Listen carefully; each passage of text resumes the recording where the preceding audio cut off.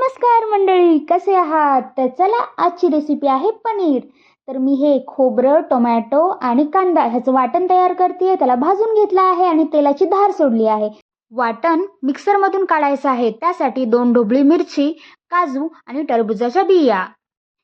तुमच्याकडे जेवढे असतील खडे मसाले तेवढे टाका आणि त्याला मस्त छान फ्राय होऊ द्या.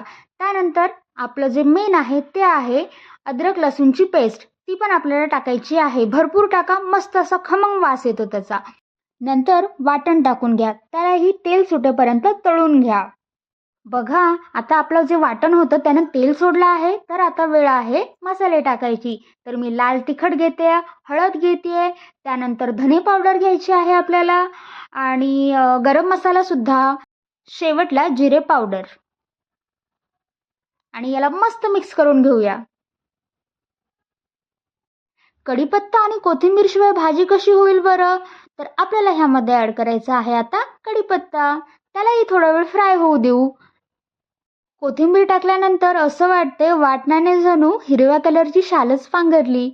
आणि त्यानंतर आपल्याला टाकायचा आहे तो आहे मटर, जो मी अगोदरच उकळून घेतला आहे पाण्यामध्ये. त्यालाही मसाल्यासोबत थोडा वेळ आपण तळू देऊ. हे मिक्स करून झाल्याच्या नंतर आपल्याला ॲड करायचा आहे इम्पॉर्टंट घटक, तो आहे पनीर. आणि त्यालाही आपल्याला ह्याबरोबर चांगलं मिक्स करायचं आहे. पनीर आता मसाल्यामध्ये मिक्स केल्यानंतर एकदम मस्त दिसणार. जर ही रेसिपी बघून पनीर तुम्ही केला असेल तर तो कसा झाला हे मला नक्की कळवा. आणि तुम्ही माझा व्हिडिओ कुठल्या शहरामधून बघत आहात ते पण कळवा. पनीरची भाजी आपल्याला ग्रेव्हीची करायची आहे, त्यामुळे आपल्याला ह्यामध्ये पाणी ॲड करायचं आहे.